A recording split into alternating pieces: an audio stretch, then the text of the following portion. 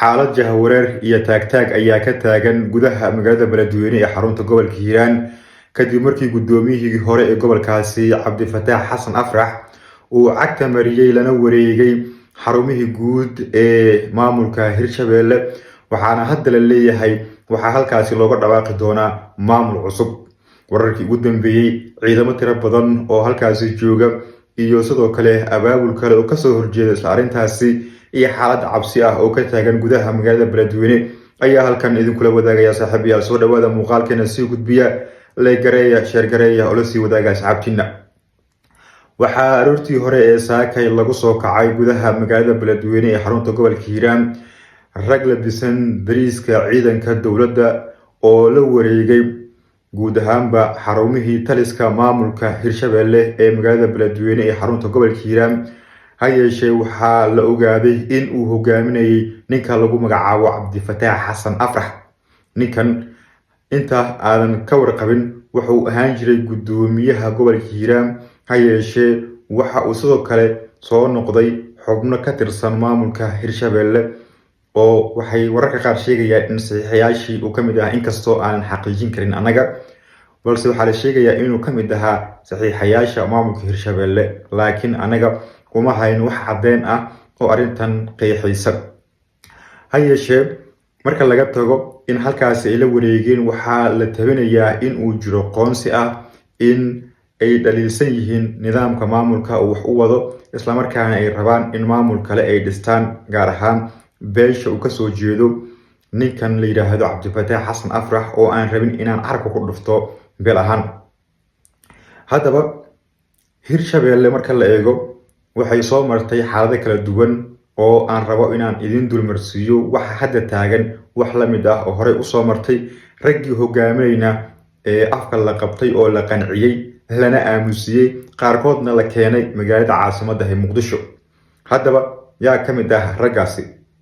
waxaa ka mid ah ninka la yiraahdo oo Hiiraan State la baxay 2020 ilaa 2020 General Xuud, oo ugu dambeyntii dowladda federaalka Soomaaliya ay qaab u xalisay isla markaana ka tanaasulay warkaasi. xubnaha kale waxaa ka mid ah Cali Jeete Cusmaan oo asna la keenay magaalada caasimadda Muqdisho, loona magacaabay in ciidamada macawisleyda ah ee gobolka Hiiraan uu hogaamiyo. sanadkii 2023 ayuuna asna ku dhawaaqay waxa la yiraahdo Hiiraan State.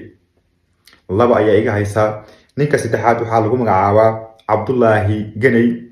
si la mid ah waxa hadda socdo ayuu ka waday gudaha magaaladaasi, waxaana qancisay dowladda federaalka Soomaaliya oo waxa uu ka tanaasulay isla arrintaasi 2024 ayuuna waday Hiiraan State. ninka kale xiga waa Cabdifataax Xasan Afrax oo hadda taagan 2025 iyada oo la joogo. waxa aan la ogeyn asna halka ay ku dambeyn doonto arrinta ku saabsan in uu dhisayo maamul ka duwan kan Hirshabelle oo ay dowladda aqoonsan tahay, iyo in uu doonayo lama kala yaqaano in la qanciyo oo xil un loo magacaabo ama wax un jeebka loogu tuuro. haddaba dad badan ayaa aaminsan in dadkan aan soo sheegay markii horeba aysan daacad ka ahayn dhismaha maamul ka madax bannaan Hirshabelle, oo ay rabeen boosas ay fadhiistaan iyo in ay ka dhex muuqdaan dowladda federaalka Soomaaliya, iyo in jeebkooda wax un uu ku dhaco. ulama jeedo macna ahaan waxaa sax ah inay dhistaan maamul kale, ulama jeedo. waxaan ula jeedaa in aysan wax ay wadeen uu ahaa wax ay ku doonayeen fulinta dana iyaga u gaar ah. sidaas ayay u dhigantaa. marka lama oga sida dowladda Soomaaliya ay ka yeeli doonto ciidamadan tirada badan ee la wareegay xarumahaasi iyo taagtaaga ka jira magaaladaasi, iyo abaabulka kale ee dhinacooda kasoo horjeeda ee laga yaabo xataa in magaalada dad badan oo masaakiin ah oo rayd ah lagu dhibaateeyo, maadaama laga cabsi qabo in saacad kasta xaalad halis ah magaalada ay gasho ama khatar dagaaleed uu ka dhaco. haddaba saaxiibayaal, wixii arrimahan kusoo kordho idinka ayaa ugu horeeya. xogtanna oo aan idinla wadaagay waa xogihii ugu dambeeyey oo gudaha magaalada aan ka helnay, waana wararkii ugu dambeeyey oo aan idinla wadaagayno.